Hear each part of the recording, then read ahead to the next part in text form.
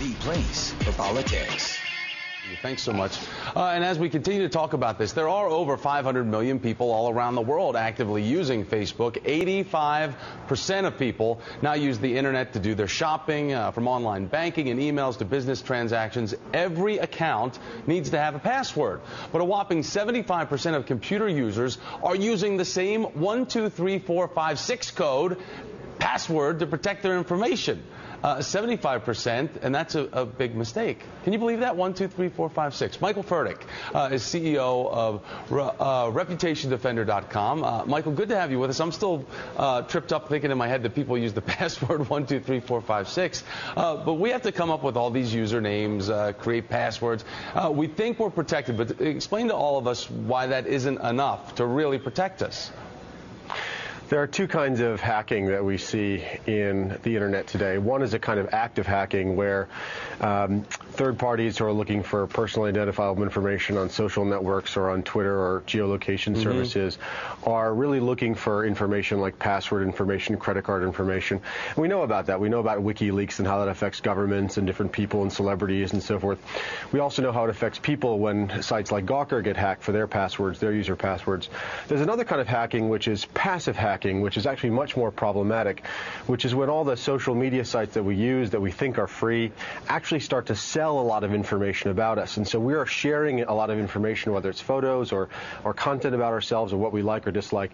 And the social media sites sell either our personal information or descriptions about us that aren't exactly personally identifiable to us to third parties. And then those third parties mash them up with other information we give to other sites. And all of a sudden, each of us has this like NSA level digital dossier that is very, very detailed about our lives.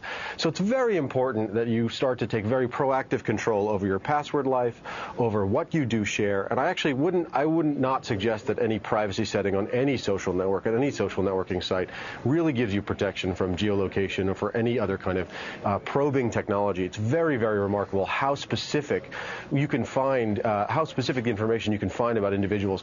We have shown in our company that with a first name, a last name, and an email address, a lot of the time, somewhere between a half and 2/3 of the time, we've been able to find an individual's full 9-digit social security number, even without any other information. Of course, we don't sell that service. We don't offer that service to our customers. We've just shown it for academic purposes, and other companies have done the same. My company makes technologies that prevent the oversharing of information and prevent the leakage of information and allow you also to put toothpaste back in the tube. After information has leaked, we can help take it down from the web so you don't have to worry about it anymore. All right, so as this technology continues to expand, something popular now, Wi-Fi, allowing all of us log on to our laptops, our iPads, anywhere and everywhere. So explain why that makes us much more vulnerable now.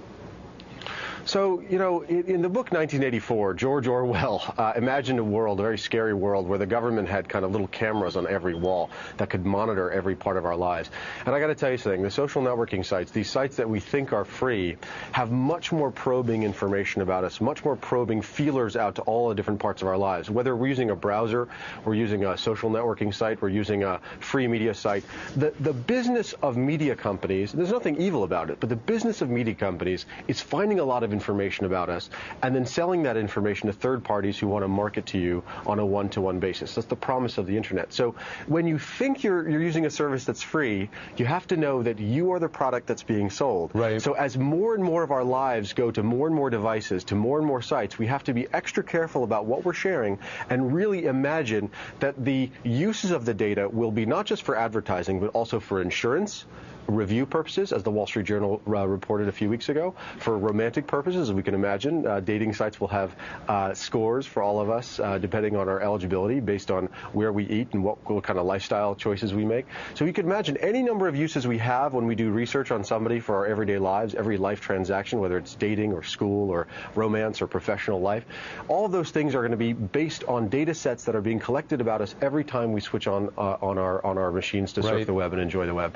So just be very very thoughtful about this. Of course, definitely use a sophisticated password. Definitely mix numbers and words. Don't use the same your username as your password. Do change your password frequently, and also be very smart about how you surf the web. Remove yourself from people search sites, and then if you wanted to do a very good job, sign up with ReputationDefender.com, and we'll take care of all this for you. I was going to say, we all choose to elect to put this information out there, so we got to be selective when we elect to put this information out there. Michael Fertik. Very selective. Thank you, sir. Appreciate your time and help with this one. Thanks so much. The truth about ADHD. We break down the myths and the